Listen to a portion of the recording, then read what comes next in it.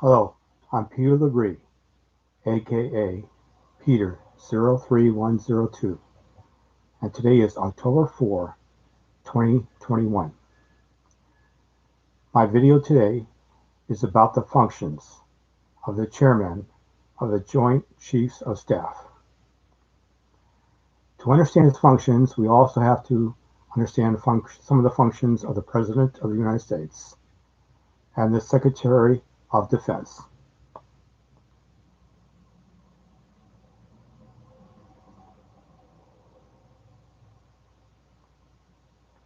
The President of the United States shall be Commander-in-Chief of the Army and Navy of the United States. That is in Article 2, Section 2 of the United States Constitution, which was set in operation in 1789. In 1947, the President is Commander-in-Chief of all armed forces, including the Air Force. So that extends the President's coverage over all the armed forces of the United States of America.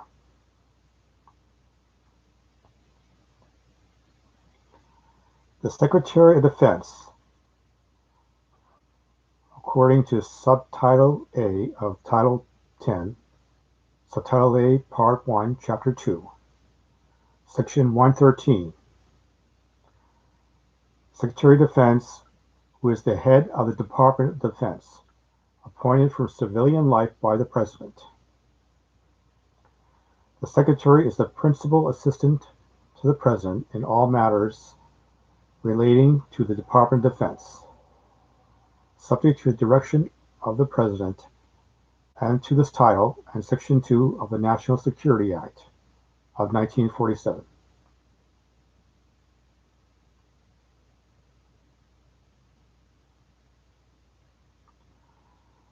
What is the Chairman of the Joint Chiefs of Staff? If we go to the JCS Mail website, which is mentioned and linked in my blog below, the link will lead you to the Chairman page on the JCS website. So the Joint Chiefs of Staff military website, the Chairman page. In the third paragraph, you will see a line. The broad functions of the Chairman of Joint Chiefs of Staff are set forth in Title 10, United States Code, and detailed in DOD Directive 5100.1. This directive is where I got most of my information because it is written all together in easy to understand language.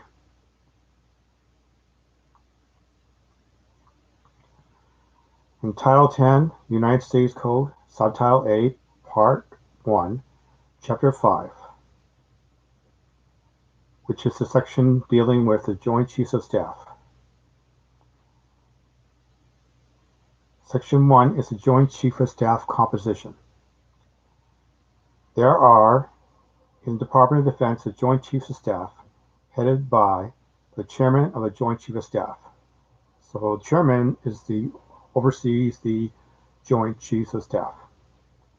The Chairman of the Joint Chiefs of Staff is the principal military advisor to the President, the National Security Council, the Homeland Security Council, and the Secretary of Defense.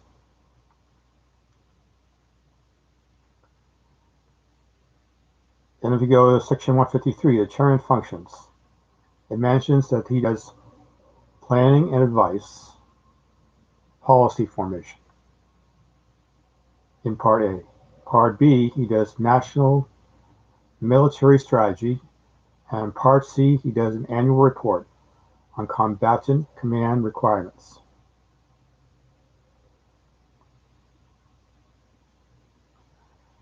Now we go to the 2020 version of the DOD Directive 5100.01. On page 2, near the top of that directive, it says all functions of the Department of Defense are performed under the authority, direction, and control of the Secretary of Defense. What that means basically is the Secretary of Defense is the head of the Department of Defense.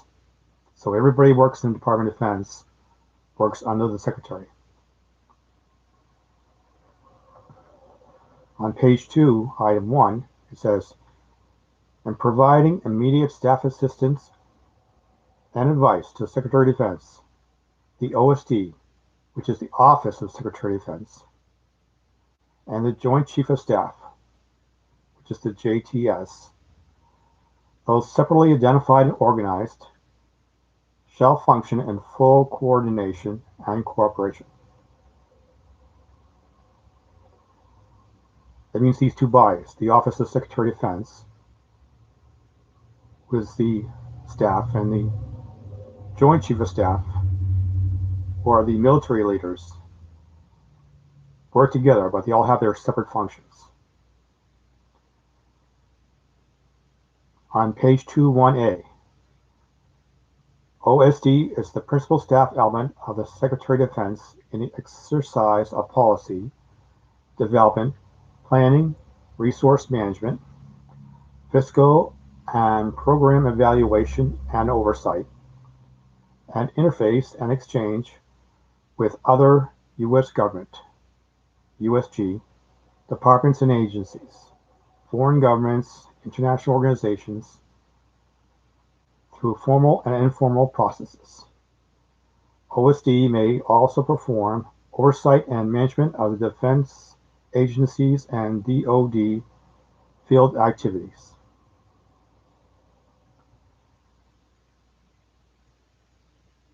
So the staff of the Secretary of Defense is the OSD. They take care of policy oversight, foreign governments, and they take care of interfacing with other U.S. government agencies. The chairman of the Joint Chief of Staff, this is mentioned on page 2, 1b. The chairman of the Joint Chief of Staff and other members of the Joint Chiefs of Staff are responsible to the President and the Secretary of Defense for functions assigned to them. The President is Commander-in-Chief. On page 2 at the bottom, it says the operational chain of command runs from the President to the Secretary of Defense to the commanders of the combatant commands. The chairman of the Joint Chiefs of Staff functions within the chain of command by transmitting to the commanders of the combatant commands the orders of the President or the Secretary of Defense. So the chairman of the Joint Chief of Staff, the CJCS, is only part of the chain of command to carry communications from the President and the Secretary of Defense to command. On page 3A, orders to such commanders shall be issued by the President, the Secretary of Defense, or by the Chairman of the Joint Chiefs of Staff, with the authority and direction of the President or the Secretary of Defense. So all communications comes from the President or Secretary of Defense. The CJCS does not make his own communications, except in one instance. If a communication that is being given by the President or Secretary of Defense needs more organizing or coordination and more oversight, then the President or Secretary of Defense will give the CJCS the authority and direction on carrying out that communication. So he oversees it, he gives different instructions, commands, and communications to different people, all towards this one communication given to him by either the President or Secretary of Defense. All these commands and communications are to facilitate the President or the Secretary of Defense for what they want. Communication from the President or Secretary of Defense, it's on page 3B, to the commanders of the combat commands shall be transmitted from the Chairman of the Joint Chiefs of Staff, unless otherwise directed. Communications from the commanders of the combat commands to the President or the Secretary of Defense shall be transmitted through the Chairman of the Joint Chiefs of Staff, unless otherwise directed. Usually, communications between the President or Secretary of State and Command are carried over by the CJCS, except in unusual circumstances, like as if the soldier was fighting from and the President gives him an instruction. In this cases like that, then it may be going directly. Otherwise, usually they'll be going through the Chairman of the Joint Chiefs of Staff. Communications, page 3C. Communications addressed to the commanders of the combatant commands by other authority normally shall be coordinated with the Chairman, Joint Chiefs of Staff. If anybody else in the government, in the United States government, wanted to communicate with command, they would have to send their communications through the Chairman of the Joint Chiefs of Staff. You would keep a copy of the communication and log it. That way the President and the Secretary of Defense and himself can review all these communications. And of course, these communications can't actually be commands, since no one else can actually issue commands to the command part of the Department of Defense. That would be the President and the Secretary of Defense's job. Page 3D. Subject to the authority, direction, and control of the Secretary of Defense, the Chairman acts as spokesperson. So the CJCS can make public statements or have a press conference as necessary when directed by the Secretary of Defense. The CJCS communicates only communications that he's instructed to by the Secretary of Defense.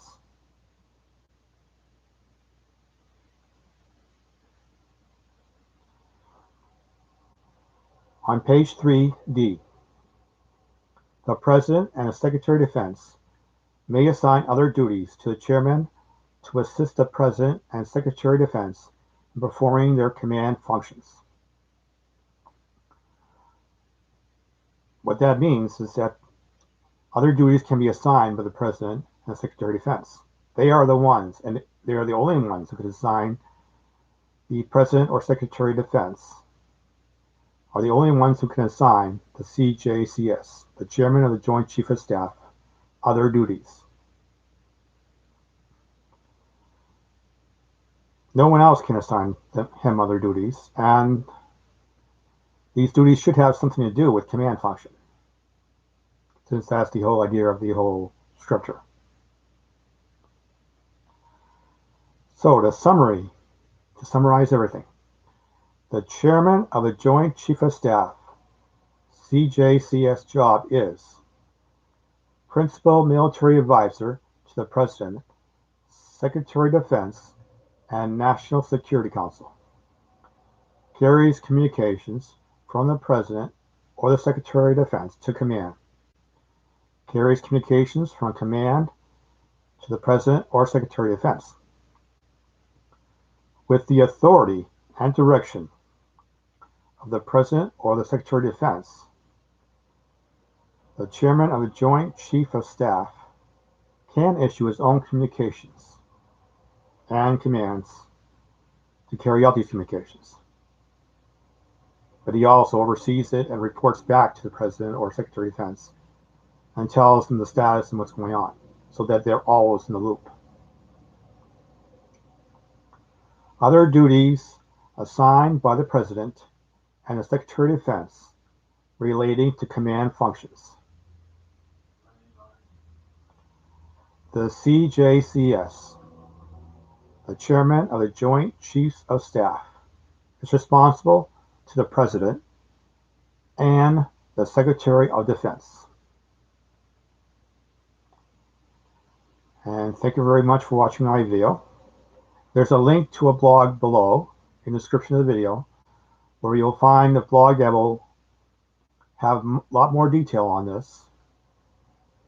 You'll have some expressions from Title 10 and some from the Directive 5100, and it'll have where it came from, all written out, all copied over, some of it copied over from the actual directive and titles themselves.